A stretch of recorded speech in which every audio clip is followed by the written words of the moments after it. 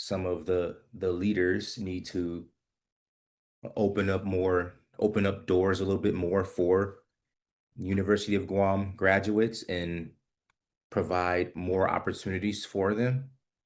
Mm, And the faculty and staff and professors need to reiterate that as well. And that's why so many students, when they do graduate, they leave because they don't see any opportunities there, or they don't feel like their value is worth them staying. Hi, day. It's your innovation coach, Rob Jackson, and welcome to another edition of the Innovate Guam Podcast. Podcast where we explore all things innovation, technology, and improvement related to the island of Guam. Don't forget to like, subscribe, and follow me on YouTube, Facebook, LinkedIn, Instagram, and Substack. My podcasts drop at the beginning of each week. Also, be sure to check out my Innovate column in the Pacific Daily News every other Friday of the month. All right, our guest for today's episode is Mr. McQuinn Manning. McQuinn's story is one of resilience, reinvention, education, and finding home far away from home. He came to Guam from California, served as a Navy sailor, and eventually built a life here as a student, community member, content creator, and young leader finding his voice. Recently, his story was featured in local media after he graduated from the University of Guam with his Master of Public Administration degree. What made that moment powerful was not just the degree that McQuinn earned, but his entire journey. You see, McQuinn began his master's program while facing homelessness, sleeping in his car, separated from his family by thousands of miles, and still choosing to not give up and to keep going. Before earning his master's, McQuinn also earned his undergraduate degree from the University of Guam, making Guam more than just a place he passed through. He made Guam his home.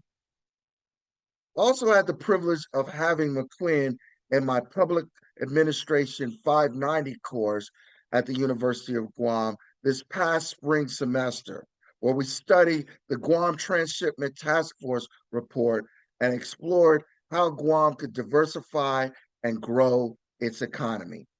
McQuinn focused his research on land use, land zoning, permitting, and land development, one of the most important but often overlooked barriers to Guam's growth. So today's conversation is about more than one graduate's success story. It's about young people, resilience, education, identity, belonging, Guam's future, and what happens when someone who did not grow up here chooses to invest themselves in this island community. Ladies and gentlemen, please welcome to the Innovate Guam podcast, Mr. McQuinn Manning. McQuinn, welcome to the podcast. Thank you for having me. Thank you for having me. Yeah, so excited to have you out of the classroom and into the podcast episode. So we got a tradition here at the Innovate Guam podcast. We start off with our new guest with some icebreaker questions. And the question that I ask all of my guests is, what does innovation mean to you? What's your personal definition of innovation?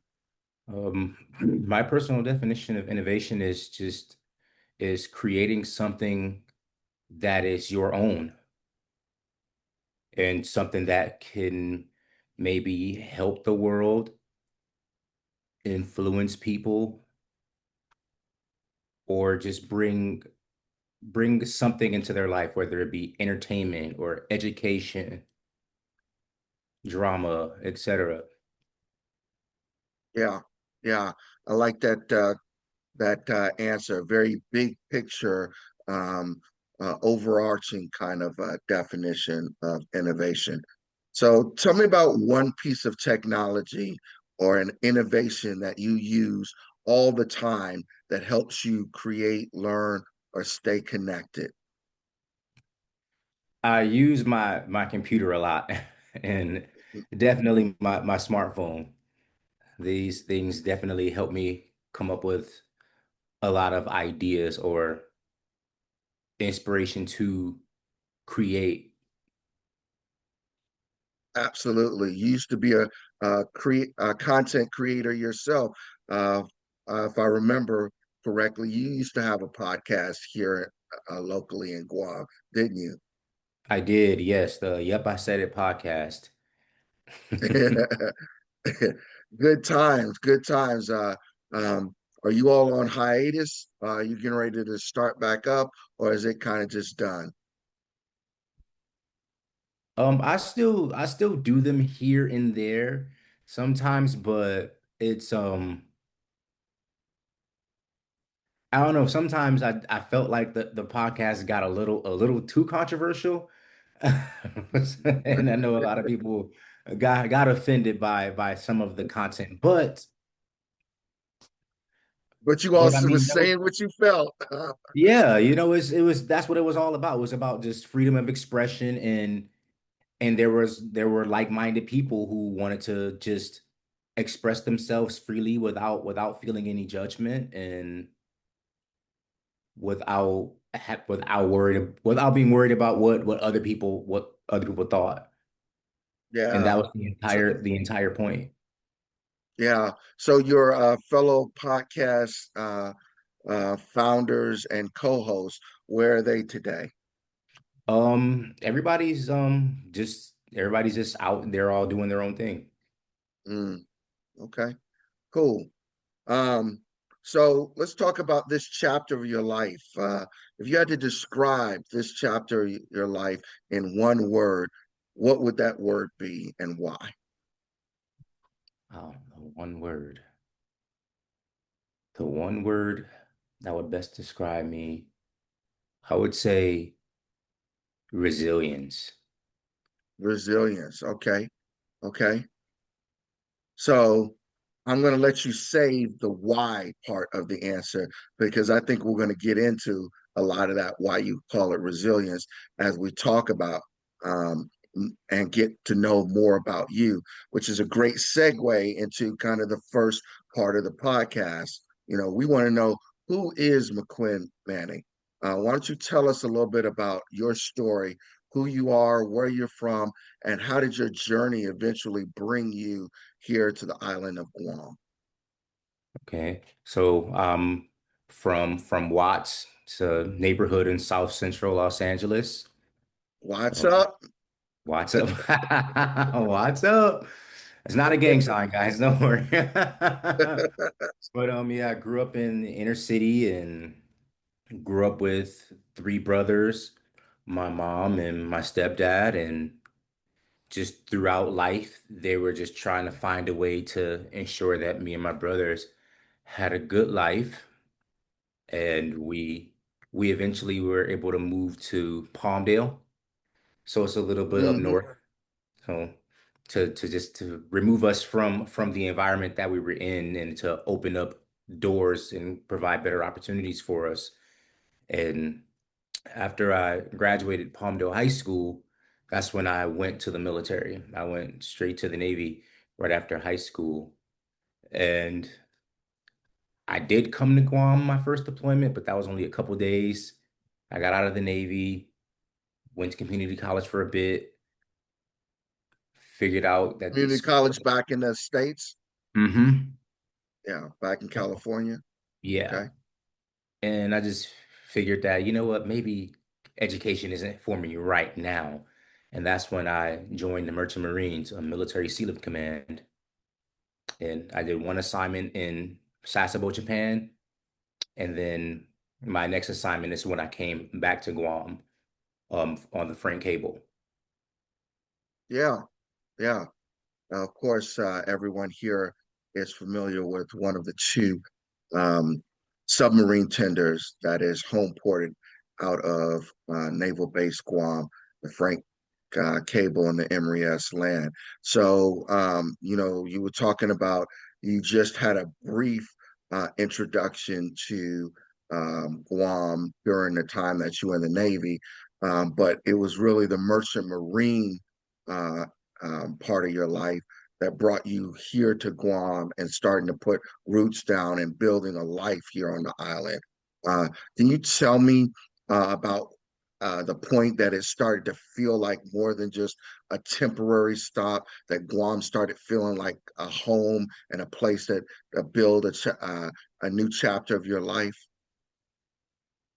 Yeah. I was at a point in my life where I felt a little lost and I was trying to find myself Mm, because doing this merchant marine thing and I didn't know if that was something that I really wanted to fully invest in. And when I got to Guam, I didn't even know if I wanted to be here on Guam.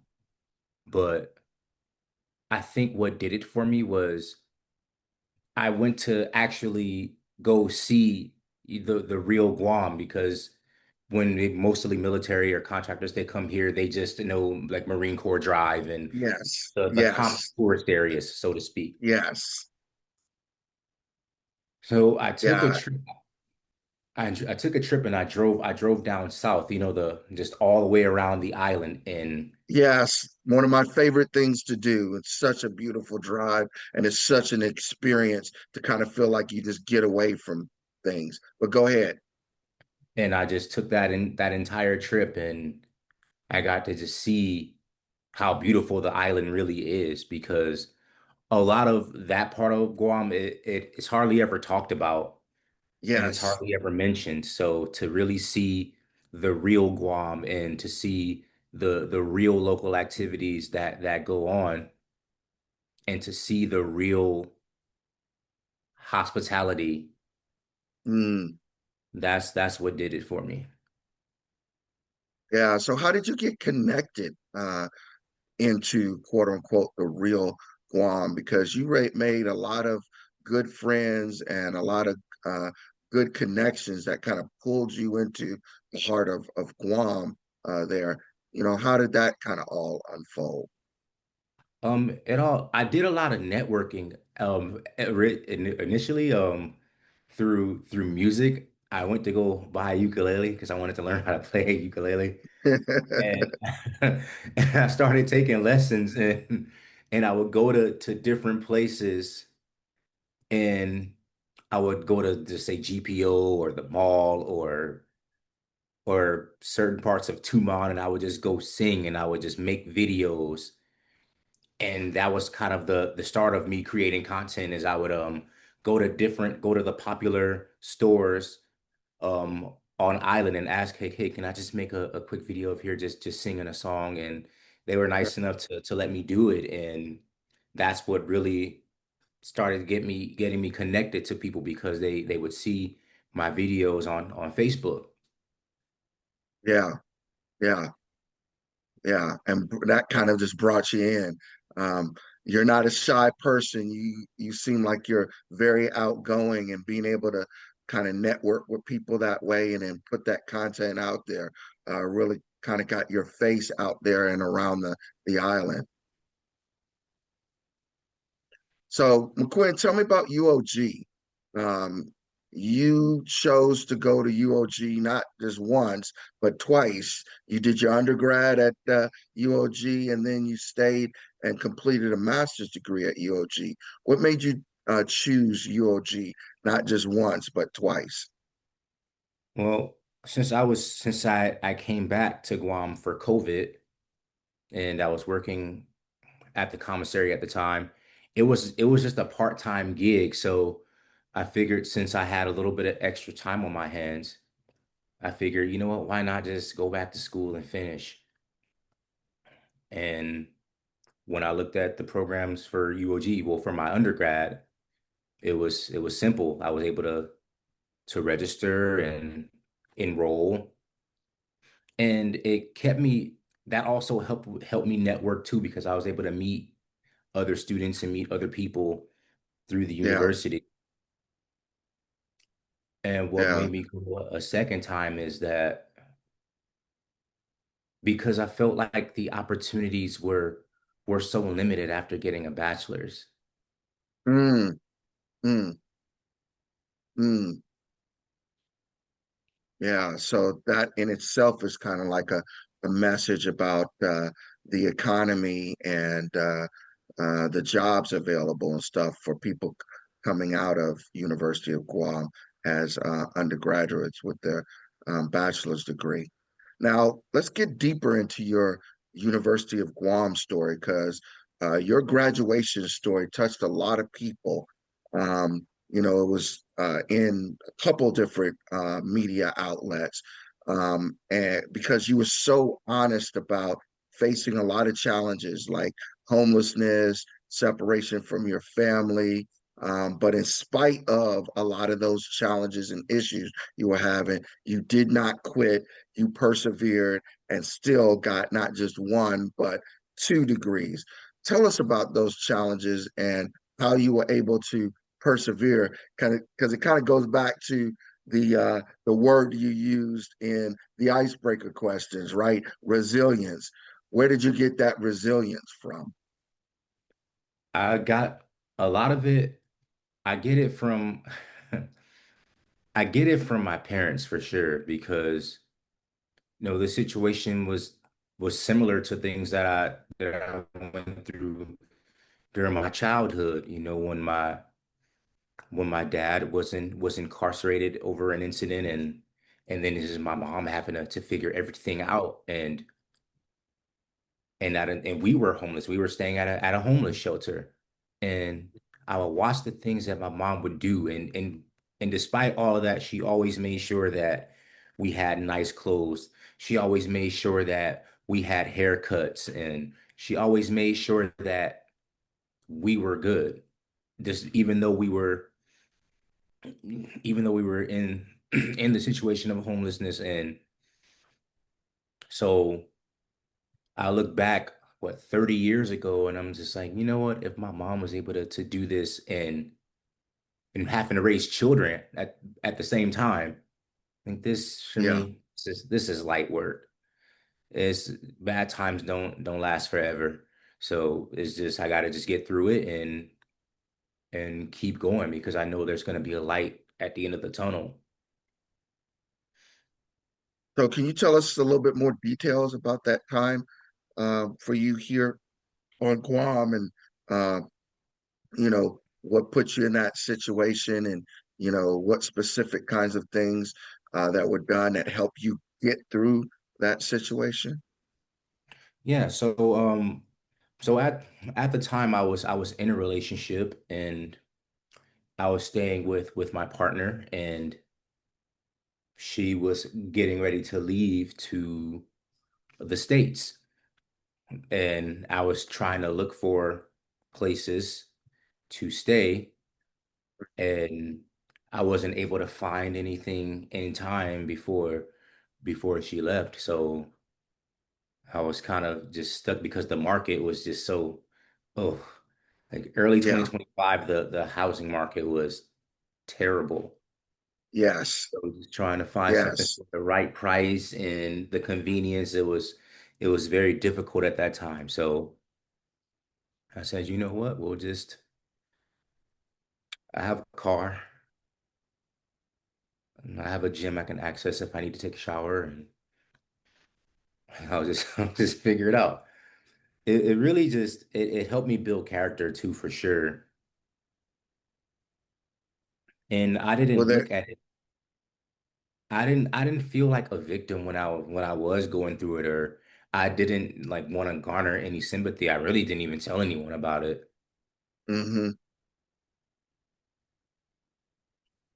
So during that time frame, does any like individuals come to mind who may be particularly helpful or motivating for you during that time frame? I really just I kept it to myself. The only one who really knew about it was my parents. They were the only Mm, ones who knew, and God didn't say anything to anybody. is kind of suffering in silence.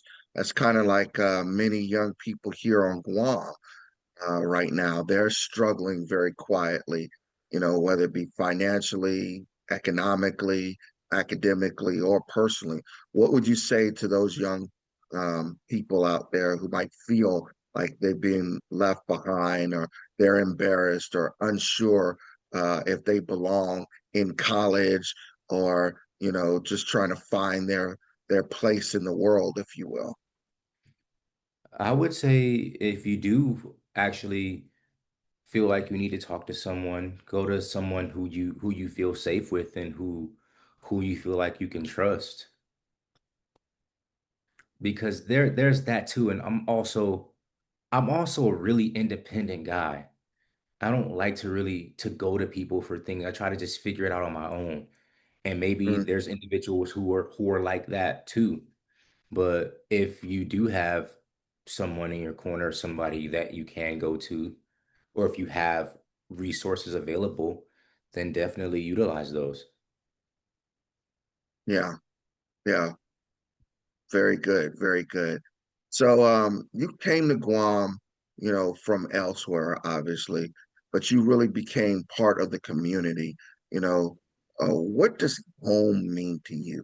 Because it really seems like you went over and above to kind of make yourself a part of the community rather than a lot of folks that you see. The term expat, if you will, folks who come from the CONUS or whatever, as a contractor or maybe military, or military family member or contractor family member. Um, and it's kind of like this is just a stepping stone, or a, a place that they're passing through. You really made this your home. What what what does home mean to you, and what kind of advice would you have for others out there? I mean, I would be cliche and say home is where the heart is, but also home is where you want to be. Mm, And if this is somewhere you want to be, you're going to go out and get involved with the community. You're going to go to different community events. You're going to get to know about the place that you're staying. Maybe get to know some of the local people who can help you out and give you information and to learn about the culture and the customs of where you are and immerse yourself into that. yeah, yeah. So tell me something that you've learned about Guam and Guam's culture and Guam's community that changed the way you see yourself, or even your future. I learned that Guam is very community focused and very family oriented, and a lot of people are very close knit. Yeah, yeah. From what, from your perspective, what do people from off island often must misunderstand about Guam? And what is the thing that you think you wish that they would take with them and understand better about Guam's culture and community? I think, hmm, that's a tough one. I never really thought about it. I think one of the misconceptions is that they think that it's like every other island. Because when people say, "Oh, islander," the first thing they think of is like Hawaii, Samoa, the Uh, common Polynesian islands. But here it's a little bit different because it's much smaller. Those other islands are big and they have separate islands. yes, yeah. Yeah, kind of more of a localization of culture and identity. And definitely this culture is different from a lot of the other Polynesian cultures that you were talking about before. So it has its own distinct identity. Yeah, yeah. All right, let's shift gears again and go back to your experience at University of Guam. Um, in your view, what role does UOG play for young people here on Guam? Not just academically, but also helping them find confidence and purpose and identity and opportunities. Well, they're the key to the future because people that are going to and coming from UOG, these are the individuals who are going to shape the future of Guam. So Yeah, it's really important that the professors and the faculty should make sure that the students are moving in the right direction and to prepare them for for what's to come in the real world. yeah, you said it very well because that's why it's so important that once those people, um, finish their commencement at University of Guam, that there's something waiting for them on the other end. Um, you know, we don't need that brain drain. We don't need our best and brightest always feeling like, hey, there's nothing for me here on Guam. So if I'm going to have the kind of life that I think I need, or even some people believe just to survive, I'm going to have to leave the island and go to the States or wherever to find, um, you know, my purpose in life. We need to have something waiting for them on the other end so that they stay here and they invest their talents and their abilities here in Guam, not off someplace else. Um, but let's talk about some of the people you encountered during your time at University of Guam. What kind of professors or classmates or mentors or even community leaders that might have helped you along the way, um, and what that meant for you. Mm. So I met a lot of good people at the University of Guam, during my especially during my time in grad school. I Yeah. still our cohort we still keep in touch. We have a group chat amongst ourselves, and I really like how well all of you, you, Dr. McNinch, Dr. Saliva, Dr. Gutherts, I love how the things that you guys were teaching us, it applied to real life and what is actually going on Guam, as opposed to, I mean, yeah, we have the textbooks and we have this and we have that, but the way that we were able to take it and make it relevant towards Guam, that was the real teaching. Because a lot of this stuff that was going on, I didn't even know about. Mm, So mm. I was learning a lot of new things too. Yeah, that was pretty awesome. And one of the things that I appreciate about at least my interaction with you, McQuinn, was that you weren't afraid to be a leader. You being a mentor for like some of the undergraduate graduates and stuff like that, and kind of showing them the ropes and teaching them some of the things that you learned so that they could do that. You showed a lot of that, as well as stepping up and letting your personality shine. emceeing different kinds of forums and stuff like that going on up at the university. I appreciate your time doing that. I mean, So that's the key. let's go a little bit deeper there. So as you said, you were one of my students.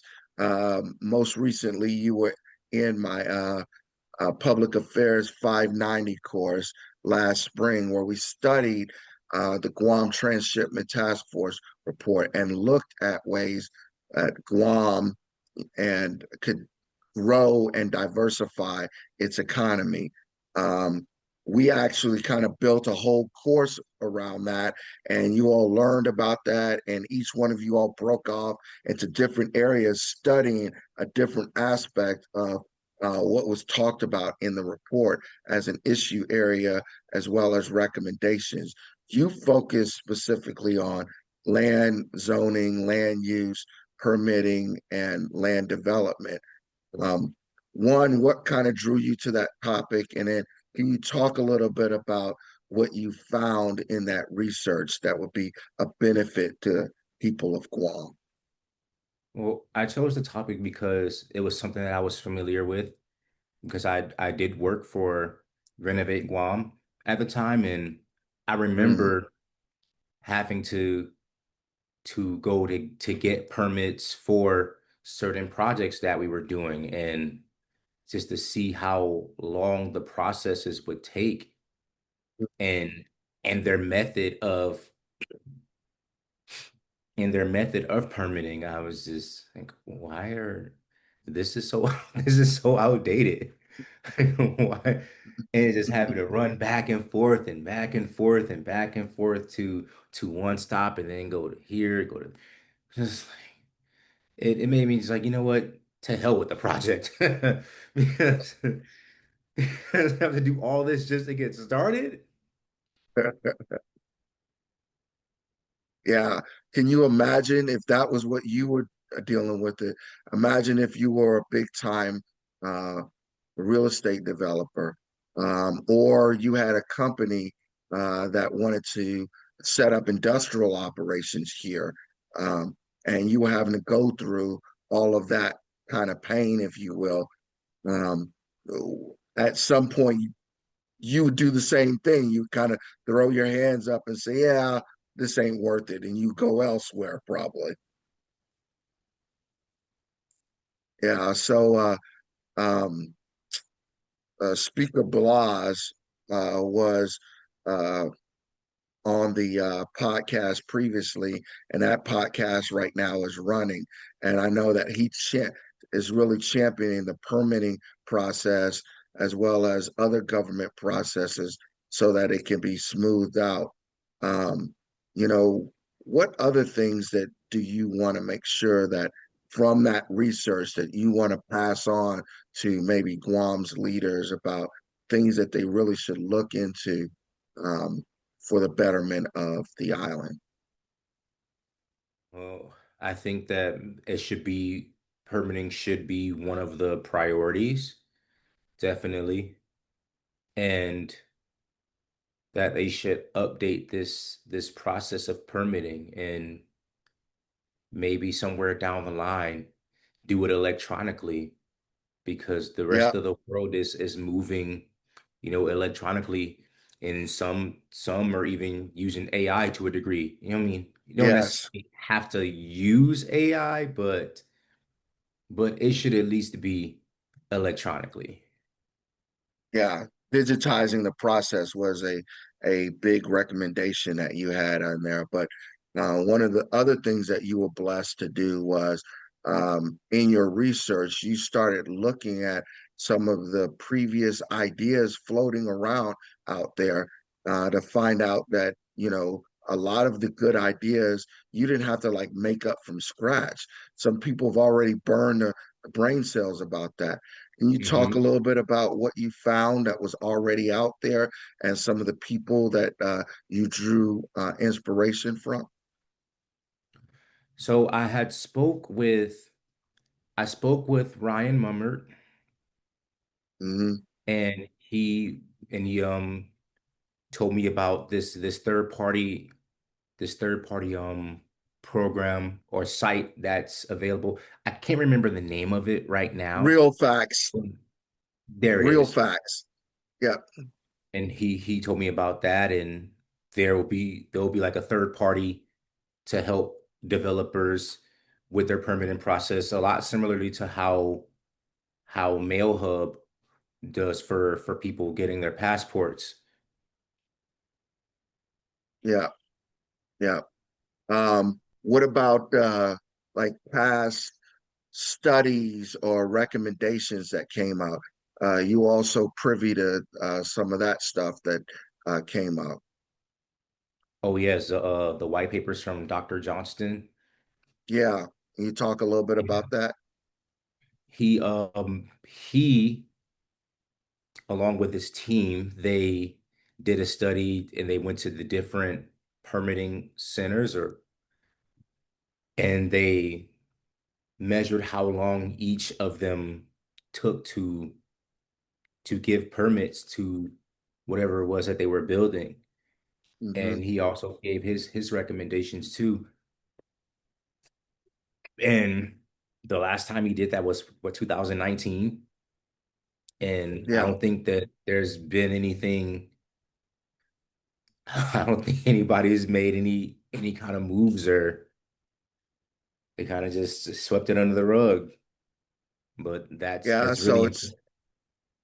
that's really important that you highlight that because it's like you know we don't have to start from scratch here. There's a lot of stuff that's already been studied and recommended, uh, just sitting there that really hasn't been uh, implemented or uh, or executed upon.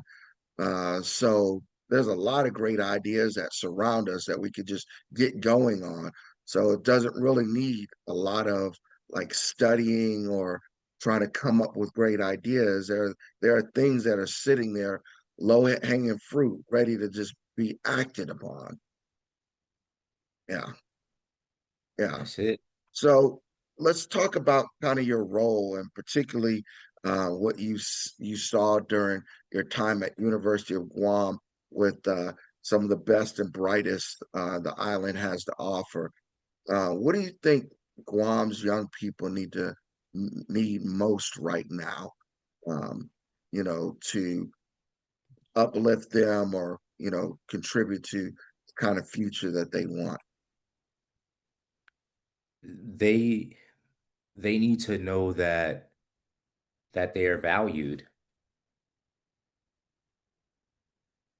or All right, the university and go ahead. Sorry. let's peel that let's peel that onion back. What do you mean by they need to know that their value? What things are making them feel not valued, or where are there opportunities that we can show them that they are valued? Well, some of the leaders need to open up doors a little bit more for University of Guam graduates and provide more opportunities for them. Mm, And the faculty and staff and professors need to reiterate that as well. And that's why so many students, when they do graduate, they leave because they don't see any opportunities there or they don't feel like their value is worth them staying. yeah. Hence, what we were studying last spring about ways to grow the economy so that there are more higher paid and more promising jobs that will keep our best and brightest here. Um, so you read the Guam Transshipment Task Force report and you wrestled with some of those thoughts and ideas that were there. What industries or opportunities excite you most when you think about Guam's future? What do you think are things that we should invest in because they're promising that they could lead to better paying jobs? What the ideas would you, if you were king for the day, pursue? Well, they should definitely invest a lot more in that shipyard. That Mm, shipyard would create a lot of jobs because these submarine tenders and there's other ships that go around through Asia to do their voyage repair periods. They'll go to Singapore or they'll go to right. Japan or they'll go to Sriracha in Thailand. But if there was an actual shipyard here, then maybe some Yes. of those ships can come here to do their voyage repairs, and that creates jobs for a lot of people that are working in that field. And also it helps build the economy because you have these, these mariners or these guys on the ship, they're coming to Guam and they're always on the ship all the time. So they're never really out. So now they get to get off the ship and come to Guam and spend their money here. Yes. Yes. All of that. Very, very true. And um, looking at how to implement that, it really means a lot of involvement of Guam's leaders along, when I say leaders, not just from government, but also the business community, getting heavy engagement with the right people in the Department of War and the Department of Navy to advocate for what capabilities they can bring to the table and understand what the Department of War and the Department of Navy's requirements are so that they can understand what they can do to meet those requirements so Guam starts looking like an attractive place to come. And of course, then you've got to do the work, right? You've got to build up this ecosystem that then enables the sustainment of these vessels and stuff like that that are underway. Um, and there's a lot of different ways that you can do that in terms of partnering with maybe other nations in the region to do the capital development, and we talked about that, of course, during the time that we were in class. But definitely, this is a like diamonds under our feet kind of opportunity. If we just really doubled and tripled down on, this could be something that gave us another leg of the economy to support and sustain us. Anything else you want to talk about with that? Um, yeah, so I think this is a just a general issue with Guam. There's a lack of proactivity. Mm, There mm, needs to be a little bit more proactivity because the leaders especially are more reactive to things. Wait for yeah, things to hit the fan and then, okay, what are we gonna do, instead of just having a plan and just start to incorporate things, because right. this will help our economy, and this will create Yes. opportunities for people, and you have new engineers that are graduating from UOG. This can create opportunities for them. Yes. Yes. Beginning with the end in mind and build toward the future you want rather than letting the future just kind of dictate its own terms to you and you're unprepared for it. Yeah. All right. Let's shift gears again and let's talk about your next chapter. So I know you're um, trying to head back to California so that you can visit your family. Um, and you've promised them you were going to come back. You haven't seen them, they haven't seen you in a long time. And I know that's going to give you an opportunity to kind of exhale, take a breath, relax for a little bit, and think through the next chapter of your life. Can you talk about what you're hoping to do during this next season in your life, and how seriously are you thinking about coming back to Guam and really investing your talents and to making Guam better versus going someplace else? I just want to reset. I want to take the year and just relax and breathe. Yeah. That's the first step. I didn't even really really think that far ahead. I just want to go home and just relax. because it seems like every day that I've been here it's just been a grind, and I want to just be able to relax and just catch up with my family and go from there. As far as coming back to Guam, I don't know yet. I mean, I know that the door is open, Hmm. but I'm still not sure. Yeah.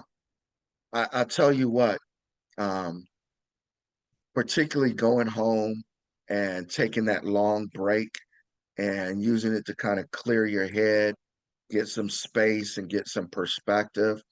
I think you'll see the good, the bad, and the ugly of Guam in a whole different light. And you're a very creative kind of guy, now very educated kind of guy, and you have a lot of talents and stuff like that. I think that you might have the opportunity from that space and that distance to kind of really see some real opportunities that exist here on the island and maybe use that year, that break that you're going to do to come up with an entrepreneurial plan to try to here's what I can come back and do and make happen because I've lived there. I connected with the community. I've studied about the challenges and stuff of Guam, and man, here's where I could make a difference. Here's where I could come back and apply my education and my experiences to make things better, as well as make money for myself. So think about that. Yeah, I'll be doing a lot of thinking while I'm there. Okay. So final question for you.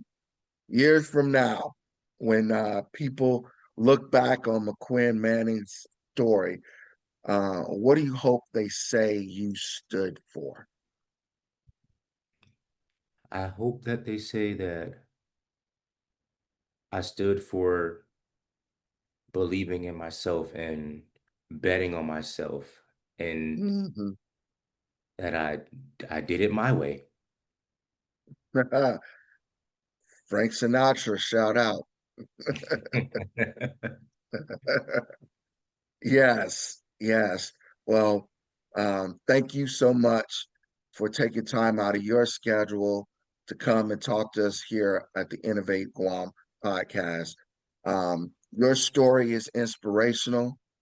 We appreciate your perspective and really just being honest and sharing your heart here with us today.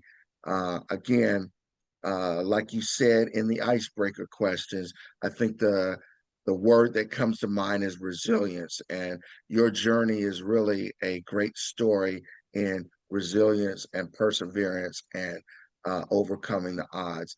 Thank you, thank you, thank you for being you and having that resilience and perseverance to come over overcome so that you can be a light and a role model for others to come behind you. Thank you so much. Thank you. Um, Before we close out, if people want to know more about you, want to get in contact with you, or maybe they heard something here that interested you, or there's some people here in Guam who heard your story and now they want to offer you a job or an opportunity. How can they get in contact with you? I'm everywhere. I think I'm the only person with the name McQuinn. Um so my Instagram is the real McQuinn, MacQuinn. Um Facebook, McQuinn Manning. Um and anywhere where you can find my name, I'm sure I'm there. I'm on LinkedIn. Yeah, I'm everywhere. Yeah, I'm Okay. not hard to I'm not hard to find at all, but I do keep to myself a lot more now though. I tend to be a little bit more under the radar. But if you want to look for me, you can find me. All right, you heard it, audience. That's where you can contact McQuinn in his words, all over, or in the words of Mayor Mondami, he's outside. Yeah, I'm somewhere. All right, to my audience, thank you for tuning in. I hope you learned something as well as I did. Remember to follow me on all social media platforms, including Substack. Be sure to like, share, and subscribe to stay up to date for future episodes. And also, don't forget to check out my Innovate column in the Pacific Daily News every other Friday of the month. See you next time, and remember, whether you're at work, at home, or at play, always innovate. Thank you.